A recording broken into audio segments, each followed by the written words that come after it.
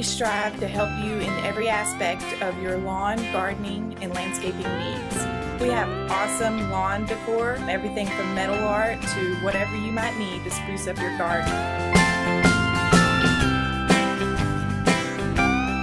Our quality of produce is #1. Prices are easily comparable to anywhere. Think about your spring flower beds right now. We need to get going, make that soil ready, and get our planting shoes on. So come on down to Megan's Market and we'll make you a great deal. Not only can we give you the knowledge you need, but our goal is your success.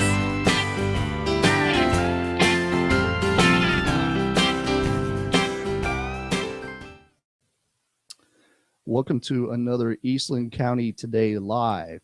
Today we are going to be speaking with our superintendent out of Gorman. He's going to enlighten us on a few things that are going to be going on in that area and let us know what's actually going on with the school system up there. So without any further ado, I'm going to allow HV here to take the wheel. Thank you, Jason, and we do welcome you, Gary. Are you part of the Eastland County Speakers? I am. I suspected so. Give me your background. I grew up in Cisco, where I grew up. My mom still lives there. I have lots of aunts and uncles. Good. That speaks well for you. How long have you been at Carbon? Been at Gorman for about a year and a half. Did I say Carbon? I'm sorry. I did, just a little bit further. Well, I started in Carbon, so I have sort of okay, we're neighbors. Now I interrupted you. You've been there about a year and a half. January 2013 started there. So you have your feet on the ground. Yes, sir. Good. Well, we do welcome you, and we want to talk about the school. I want to inject one news item. I'm just looking at today's paper, and I hope you've seen one. Yes, sir. It says that the Carbon fish fry will be April the 11th. That has been changed to April the 25th. The people at the fire department discovered that they had a conflict on that date because Eastland is having their rib cook-off on April the 11th. Now that we've got that business out of the way, let's talk about the Gorman school system. Sounds good. Go ahead. Tell us all the good things about the Gorman system. We've got a great school, about 315 kids, pre-K through 12. That's great. Great staff. Right before I left, come over here, I visited with our band director, Lisa Laminack, and she said, "Mr. Spiegel, we've got the greatest kids there are." And I said, "Oh, we do. We'll put them up against anybody." That's great. What about your football team? Football team didn't have as good a record this past year, but there's always next year. That's exactly right. That's good. What about academics? Where do you stand? We do a good job. Right now is a pretty tough time throughout the state. They're STAR testing, and is that going on now? It's going on today, even. So this week, a lot of English writers out there in grades 4, 7, 9, and 10. And so, but academically, we hosted the UIL meet in our spring meet district this past week. And, that's great. Did a great job. Our staff, our kids did great. Came up victorious and was 18A district champions. Can't beat that. No, what is your biggest problem? People will say the enrollment. We want to try to keep our enrollment. Well, it sounded good to me. It's not bad. I think in the past 10 years, the enrollment has declined. It's pretty well been steady the last 2 years. From my standpoint, enrollment drives the dollars. And so the more kids you get, the more dollars you have. So if you have a decline, you have to look at that. Do you have many transfer-ins? We have some. And when I was interviewed, the board asked me what I was going to do. And I told them, Gary Spiegel can't bring industry into Gorman. But what I think we can try to do is make sure that we have the best school district there is. And that's a big attraction to any industry is how good your school is. It really is. If we have any kids that are transferring out to neighboring school districts because they feel like we're not very good, we need to make sure that we're doing a good job. But we do have a few. Well, invariably, there are reasons. What are you doing about this common problem of bullying? Well, it's against the law to do that. Yeah. So we monitor that. The teachers monitor. Do you feel you have a hand on it or grasp it or you got it under control? Or do you ever feel that way, I guess? You know, it's tough. It's an ongoing thing, an ongoing issue that you're going to have to deal with every day. So I think the administrator of the school that says we've got a grasp on it, that they probably don't have one. Well, I read and hear and am told that this sort of is an inherited thing, that if a child is bullied at home, they may become a bully. It's hard for me to speak on that. There's probably some research on that, but I don't know it. You know, it's a different world we live in today. I was talking with Jason earlier. Some things that happened to us, we were probably bullied back in the day also. I can remember being bullied. But that wasn't the word. So we try to educate kids and how to treat people. Yeah. You know, and the reason why I was visiting with our band director, Miss Laminack, she also works with their elementary PE. When I walked by, she was talking with two kids, and they were playing a little rough. Was one bullying the other? Probably not. They were just horsing around. But she talked to them a little bit about yeah, why we're not going to do that. It could have escalated if she didn't do that. If she hadn't done that. That's right. Well, that's good to know that your staff is fully aware of the problem. That's the first thing, I guess. It is, and you know, it even escalates up to our administration. We've got to do a really good job of documenting and you know, talking to not only students but parents about what it really is and what are the expectations. Good. Well, you have a good school reputation down there. Now I'm going to give you some history, which you may or may not want, but I was here many years, and we went through an effort by one of the physicians in this county at that time, who had the idea of consolidating all the schools. There were 9 at that time. And he was instrumental in getting legislation passed that created incentive aid. Are you familiar with I've it? heard of that. You know, okay. Yes, that the state would pay and pay and pay for these small schools to consolidate into one giant school. And he engineered and was capable and was able to get these 9 school districts to hold elections.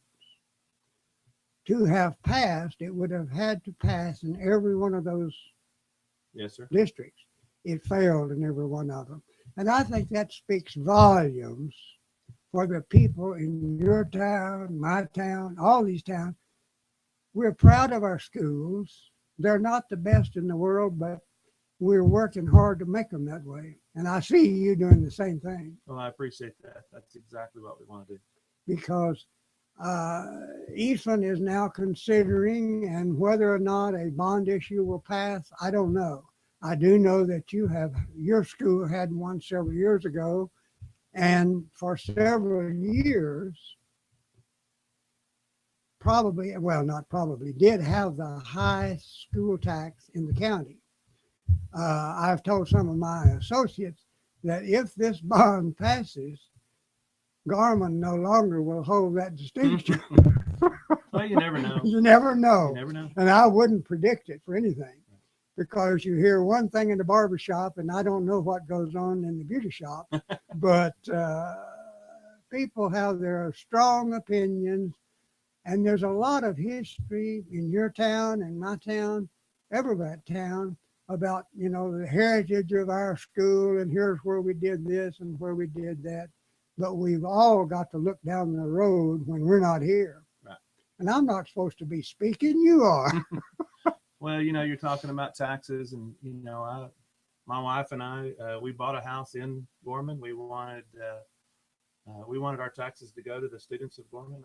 Our kids are already grown, but, you know, I didn't do that because I get paid by Gorman, but I want to be a part of I want to be a part of the community. That's right. And I think our kids in Gorman, and we're Gorman Panthers. We don't want our money to go to somewhere Eastland else. or Carbon or Avion or anywhere else. We want to grow Gorman Panthers. Absolutely. We think that's important. Do you know our editor from there, Margaret Hetrick? I have met her. Good. Feel free to work with her in any way that she can help you do what you want to do with the school. Let her know about it, because she is really avid about supporting the Gorman schools, or the whole town, in fact. But how do you see, or do you see the nursing home there?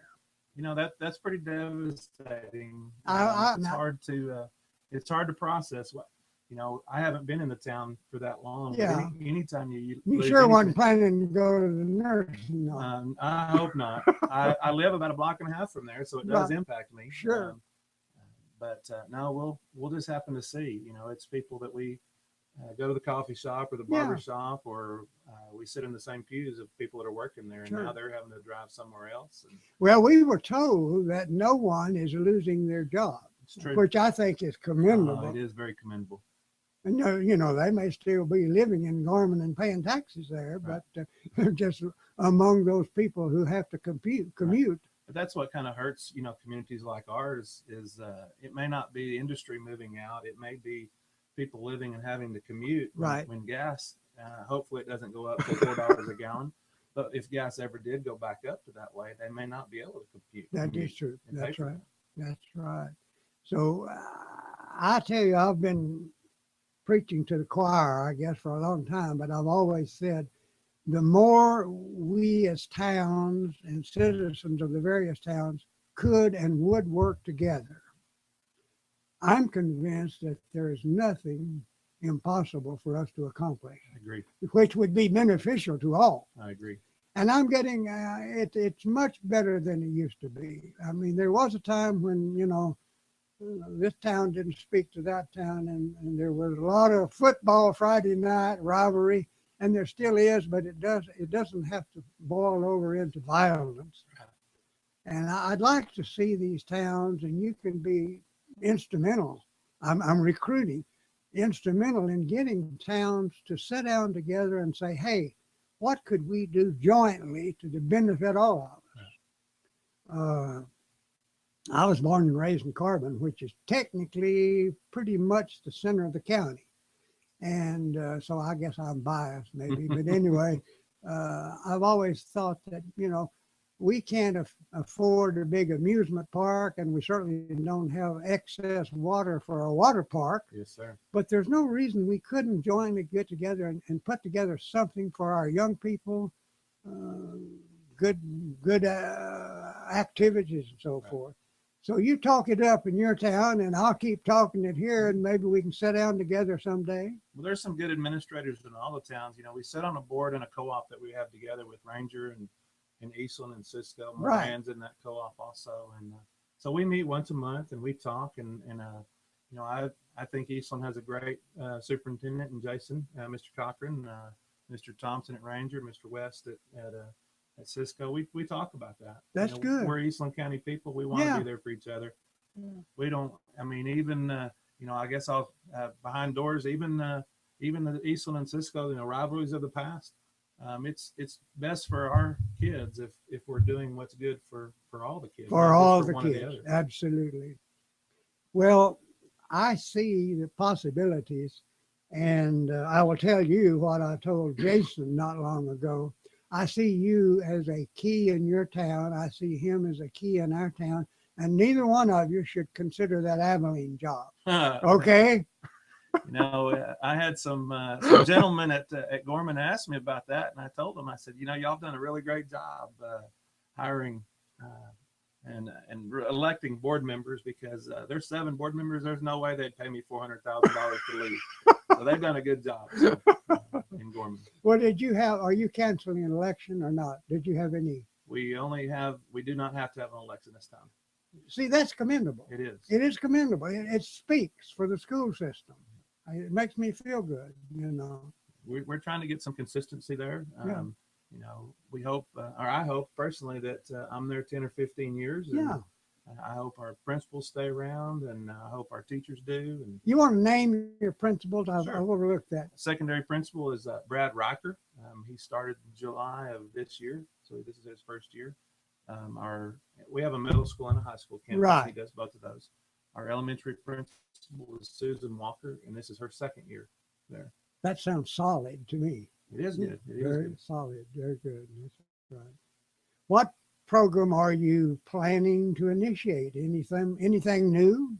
Well, we're just wanting to make sure that we're improving all ours. I don't see anything new right now. New usually costs some money. Yep. And so we're sitting there.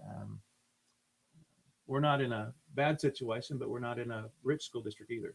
So probably not right now looking at new things. We're just trying to improve what we have, making sure we're moving forward. That's solid. That's solid operations.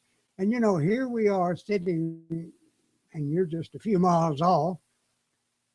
One of the heaviest traveled Interstate 20s, So people who live in the Metroplex, they look at us out here and they say, man, I wish I could make a living out there so I could live where those people live.